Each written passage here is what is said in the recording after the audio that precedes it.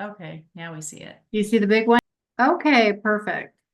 All right, so let's just kind of jump right into it. So I'm Stephanie Black, co-founder of Credit Butterfly Software, and that's my partner Kim Moses.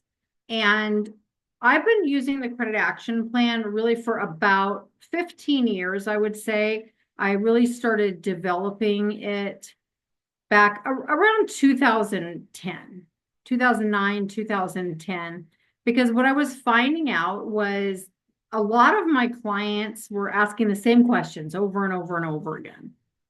So it would be like, well, what should I be doing now? Should I be doing this? Should I be doing that? So I realized they just needed more direction.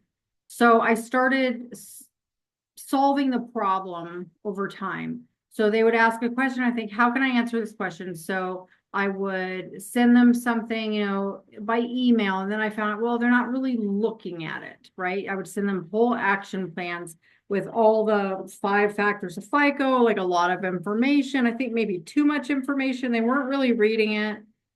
It would get lost in their email. And so I thought, okay, that's not really working. So what I ended up doing was just creating little snippets where I would tell them, okay, here's the things that you should do, little bits at a time for them so they could do one thing at a time. And I found that started to work. So really what the credit action plan is just an overall roadmap for them so they know what they should be doing while you're doing your job. Okay, because you can only do so much and it creates the proper expectations for their entire credit repair. This literally eliminated all chargebacks. I think I had one chargeback in like 15 years since implementing this. And prior to that, I would get chargebacks, occasionally, not a lot, but occasionally I would get a chargeback here and there because they're like, well, what are you doing? What did you do? And they weren't taking any ownership of the fact that they needed to be doing things too to get results.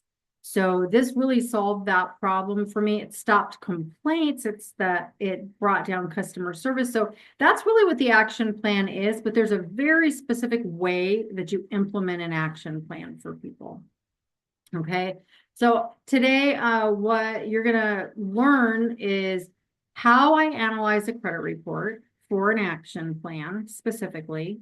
We're going to talk about rebuilding credit and monetizing that to make sure you are getting the most income you can out of clients, but never giving them things they don't need. Because you never want to give a client something they don't need just to make a buck.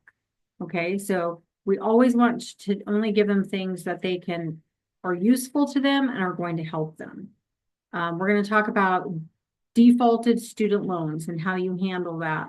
And we're going to talk about which collections should be paid and which ones you should leave alone. We're also going to talk about charge-offs, and I'm going to give you a really key thing about charge-offs that just about no one knows, which will change the whole game and how you do credit repair.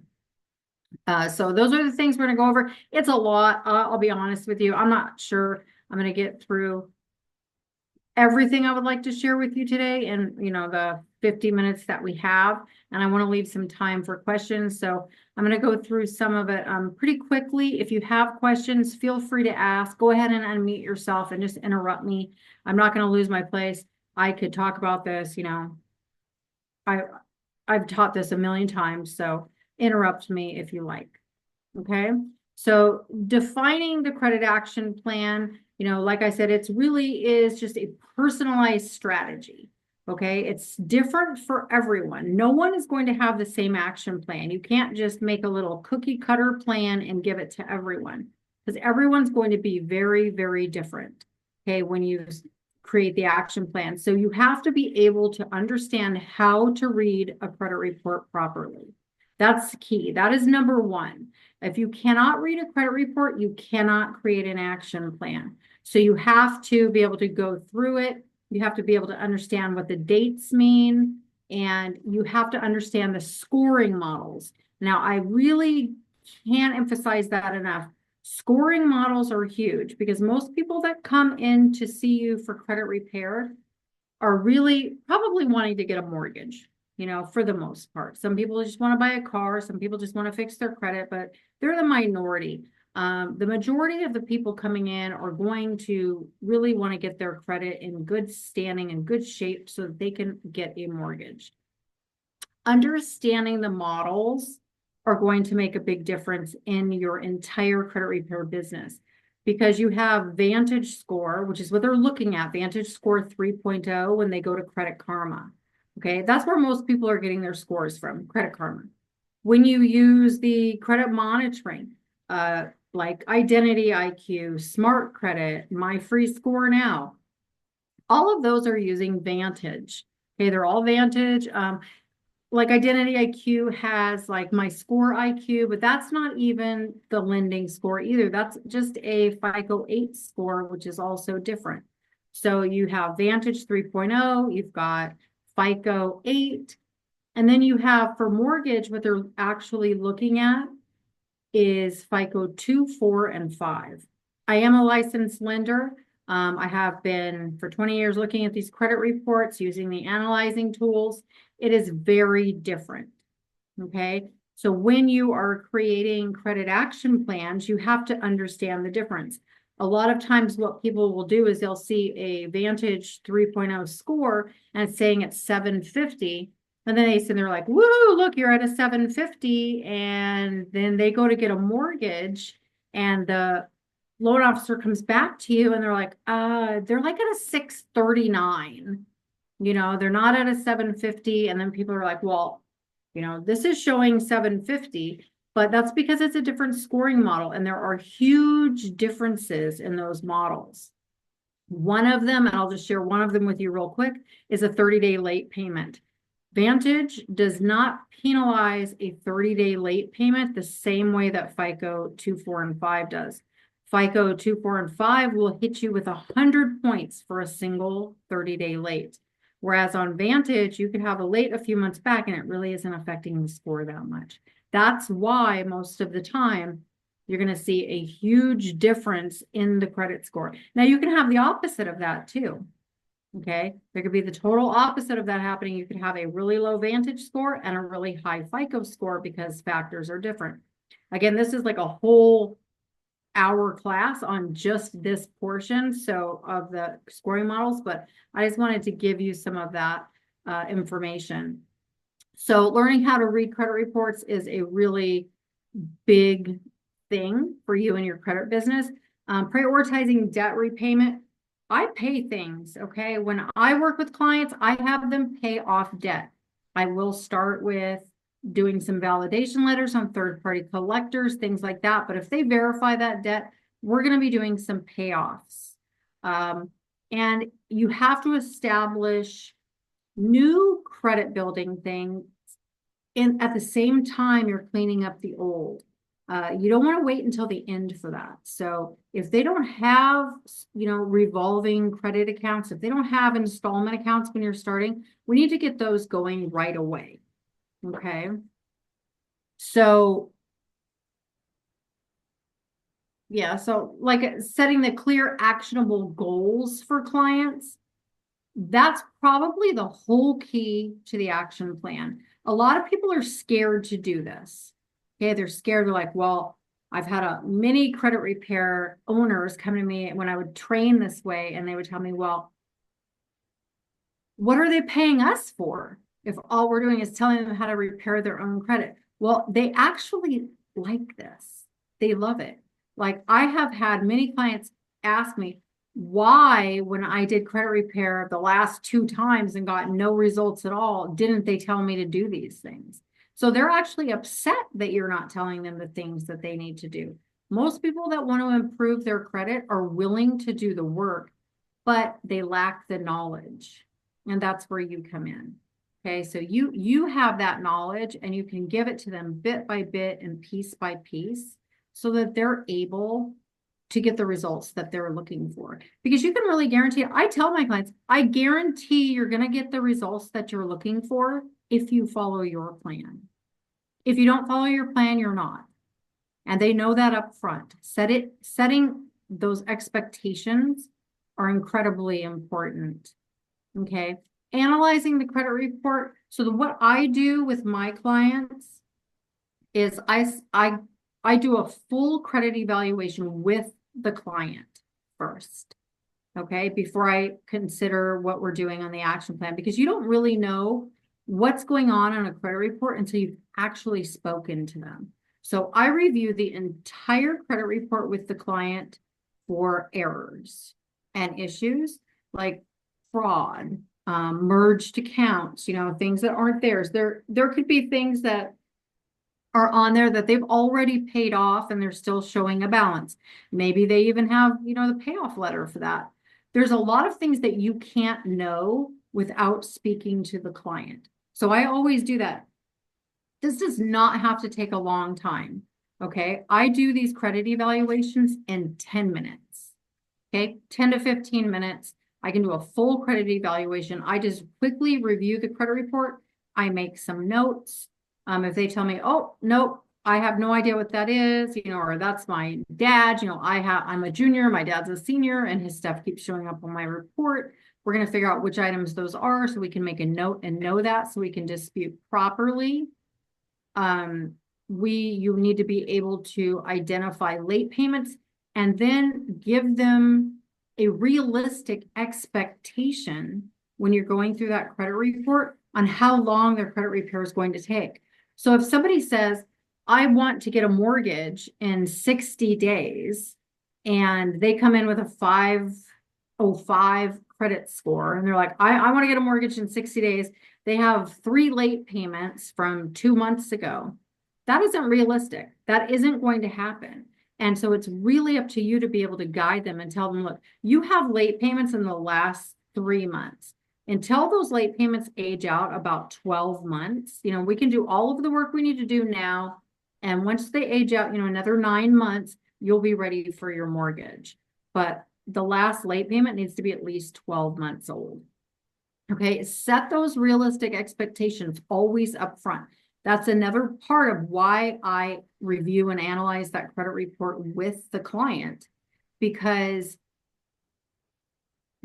if they have a reasonable expectation, they're not going to be upset with you. If they come in and say, oh, I want to get a mortgage in 60 days, I'm going to be thrown out of my house. Like there's all this stuff going on. And then you're like, okay, cool. I can do that, and you start doing your thing. And 60 days later, they're at a 540 instead of a 505, and they still can't get a mortgage. They're going to be really upset.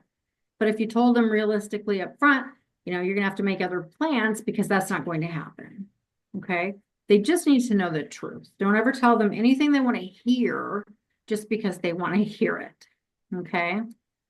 Spotting derogatory items like collections and charge-offs. This is the time that you're looking and analyzing those as you run through that credit report. Like I said, third-party collections, I always do a verification on those, send a validation notice out to them. Some of those get deleted. I mean, they just do. And so I do that. Some don't. Some do, usually 20% will probably come off. So I always do that, but then afterwards I have them pay it, but I only do that if I know it's going to get deleted on a collection. And I'm trying to remember if, I think we're going to talk about this a little later in the slide, so I'm not going to go too deep on that. But you want to spot the derogatory information, you want to talk to them about it, you want to find out, hey, have you paid any of these off? Or this is showing a balance. Just very quickly run through each item and just ask them if there's anything that you need to know about that. Identify potential credit building opportunities. If they have no open revolving accounts, if they have no installment accounts, and they have a really low score, like in the 400s, and they just have derogatory information, this is a great client, you guys. A really good client for you. You can up their credit score, like 100 points in about 30 to 45 days just by building good new credit. Okay. Revolving accounts, a couple of good secured credit cards, an installment account will do the job. Teach them how to use those properly. Okay. But you can always, like for me, I make notes. I'm like, okay, I need this, right? I need 2 secured credit cards. I need an installment loan for this client, and make sure that you send that over to them. Highlight trends, not just isolated events. So what that means is you're looking for like habits, kind of, that's what they're talking about, trends. Like you're looking for like their bad habits. Maybe if they just have one single isolated 30-day late, they actually have pretty good credit habits. But if they just have one late after the other, that they're going to need some additional credit education, okay, to understand how to manage their credit in the future. Because we want to set every one of our clients up for success, okay? We want to set them up for success for the future. We don't want them to have to come back to us in 2 years because they did it all over again. We want to teach them the right way, and we want them to understand that if they do certain things, what will happen. Usually when you tell somebody one single 30-day late drops your credit score 100 points, and you explain to them about the different scoring models, they're shocked, okay? No idea. I have a client right now, and she had no clue, absolutely no clue. And I mean, she's a savvy borrower that makes a lot of money per year. Like, this is just really simple stuff that people don't know and that you need to teach them. So rebuilding credit, this is important, and this is also a really good way for you to make additional income in your business, okay? So secured credit cards, credit builder loans. We use Credit Card Broker. I've been using Credit Card Broker for about 16 years. I do have a link for them if you want to get an account with them. And you can get everything under the sun, every product you could ever want, and you will make affiliate money off of that. Okay, like a First Progress credit card. If you're not monetizing these now, you should be. It's thousands and thousands of dollars you can make per year off these, and clients need them. They're going to have them. So like First Progress, I think you make like $30 per sign up. Open Sky, like 20 to 25. Clay, did you have a question? No. Okay. Oh, I'm sorry. Oh, no, that's I okay. didn't realize I was on mute. I apologize. No problem. So you definitely want to, Kimberly, if you could throw in the credit card broker affiliate link in there, so they could get an account if they don't have Yeah, I one. will. Good. Okay. So yeah, secured credit cards, credit builder loans. I mean, there's rent payments that you can get on there. I mean, there's everything, self, Kovo. I mean, anything that you could possibly want, they have, and you can get your own feed for that. You can teach them to keep their utilization ratios below 30%, for sure. 6% is where you're going to hit the magic number of a maximized score in utilization. That's straight out of FICO's mouth. I went to a FICO training from FICO, and they said 6% is the magic number. So anything under 30% is good, 6% is best. Again, on-time payments, non-negotiable. You have to drill it into them, your clients, always, that the 30-day late payment is going to just kill the score. It's going to take some time to rebound. I had a client recently that he was late, 2 months behind, to be honest, on his auto loan. He had multiple late payments in the last 12 months with I think it was a credit union, MAFCU, I think it was, for an auto loan. He needed to buy his house. Like, this was one of those things where he had to go the extra mile. He needed to buy a house that he was in. He'd been renting this house for like 8 years. The landlord decided they were going to sell the home. He was unable to get it. His score was like in the mid 500s. He was unable to qualify for the mortgage. And he came to me. He had some other things. There was some collections and some things we had him pay off and take off. And then he had those lates. And so first thing I told him, because it was currently late, it wasn't even like a late that had been like, it was literally late. He was past due when he came to me. And so sometimes you go the extra mile and you figure it out too, because you can make miracles happen. So with this particular client, I told him, hey, get in there and catch it up. That's the first thing you need to do. You got to go catch up that auto loan to current. And then we're going to figure out what we're going to do. And so he did. He went right in, caught it up, paid off the other collection. We got that deleted. Then we just literally just called them up. He really didn't speak very good English at all. So I just three-way called with him, talked to the credit union, got the credit department on the phone, told his story. And by the time we ended that conversation, she deleted every late payment for the last 12 months. Within 3 days, it was updated. She did it immediately while we were on the phone. Within 3 days, it was updated. His credit score was a 660, and he was able to qualify for his loan. So those are the kind of things you can do. There's just because somebody has something like that doesn't mean you can't go with a little extra help. My saying was always, where there's a will, there's a way. I've had other clients, that came in to me. I had one notably that they came in at really low, like 524 credit scores, super low. Really made like $450,000 a year. They were in a lease to own home that was worth about 1.8 million or something. And they had a lease thing for 1.1 million. Well, they couldn't qualify for it. They had a time limit frame, so they would lose. They had $50,000 earnest money that they'd given 2 years ago that they were going to lose. And this will go kind of right into the charge-offs, which is what I want to talk about. So charge-offs, this client, he had $50,000 worth of charge-offs, okay, on his credit report. I had him open some good open accounts, so he made sure he had those. Then I had him settle the charge-offs, okay? He settled $50,000 for around 25,000, somewhere in there. We got them all to a zero balance. Not a single thing on his credit got deleted.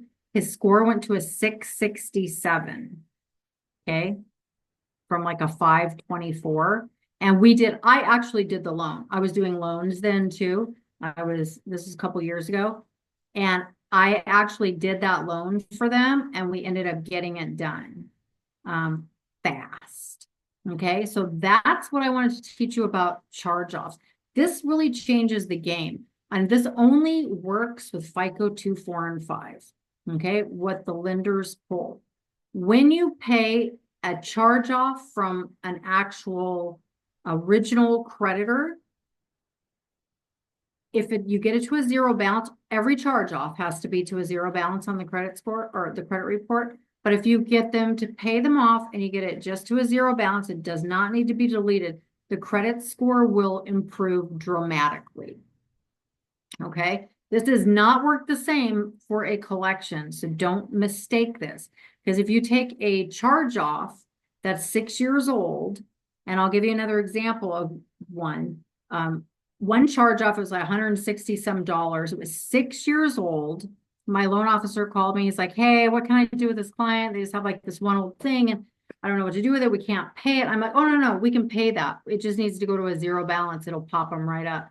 And they're like, are you sure? And I'm like, yeah, I'm sure. I'm positive. And they did it. It went to a zero balance, 75 points, just like that. Okay, that was a 6-year-old charge-off. Now, had I done that with a collection account and I paid that collection account on FICO 2, 4, and 5, and all it did was update to a zero balance and didn't get deleted, that would have dropped their credit score about 50 points. Okay, this is the detailed information that you need to know about scoring models. Okay, this is not the same on Vantage. This is not the same on, the higher models, because a lot of the higher models actually factor out medical, they factor out paid collections, they factor out a lot of things that FICO 2, 4, and 5 doesn't. And the bad news is the FHFA did say, okay, you can go to the new scoring models to Vantage 10T, and you can go to Vantage 4.0 for the lenders. They had until fourth quarter of 2025 to do that, to get to those updated models. Now, just recently, just in the last week or so, they came out with new guidance on that, saying that's not happening in 2025. Okay, is now put off indefinitely because it's a huge amount of money for all the banks to get over to these new models. So we are still on FICO 2, 4, and 5, and it looks like we're going to be staying there for a while. These are really outdated models. Probably one reason why they were getting rid of medical off the credit, because in the higher FICO models now, Who you are? The control because I am going to my housekeeper. Oh, let me call Rita. I Oh, think thank you so I much. think you're gonna have to mute. Kimberly, can you mute? Okay. So anyway, so we're stuck with FICO 2, 4, and 5 for some time, it looks like. So it's really a good idea to learn the models. Especially if your clients are going for mortgage. That's what we do. The software that we created, Credit Butterfly, actually takes the entire credit action plan and takes the manual process away. It does it automatically with the software. Creates the entire action plan for you. Tells you which, if you need secured credit cards, tells you if you need installment loans. It calculates the utilization ratio for you, tells them how much to pay it down, shows you which collections and charge-offs, you should be paying. So it does that all for you. And so anybody that wants a demo of that, just let us know and we'll be happy to schedule that for you. But yeah, learn the models. You can get with me one-on-one. You want to learn more about the credit scoring models, I am more than happy to help you with that. It's complicated. I have a whole module built around just those scoring models to help you learn about it. Another thing to do is leaving collections alone and charge-offs alone when they're close to aging off the credit report. Okay, if it's close, if it's within a few months or within 12 months of aging off, I leave those things alone. I don't have them pay it. I don't do anything unless they're just stuck and they have to get something done prior to it falling off. And I know it'll get deleted or it will improve the score in some way. Paying things could also reset the statute of limitations. The statute of limitations being nothing can reset the date of first delinquency. But the statute of limitations is like when people can sue, like when states can sue, and they're different in every single state. So paying may but then it kind of defeats the purpose. Like if you only make a payment, then it could be a problem, and then you don't make another payment, it resets it. But if you pay it off, it's probably not even going to matter. So always negotiate a pay for delete agreement. Again, never pay collections unless they're going to do a deletion. You can get a deletion on just about everything these days. I noticed that most collection agencies are doing deletions almost unanimously across the board. Oh, I'll give you another really cool key takeaway on like settlements too.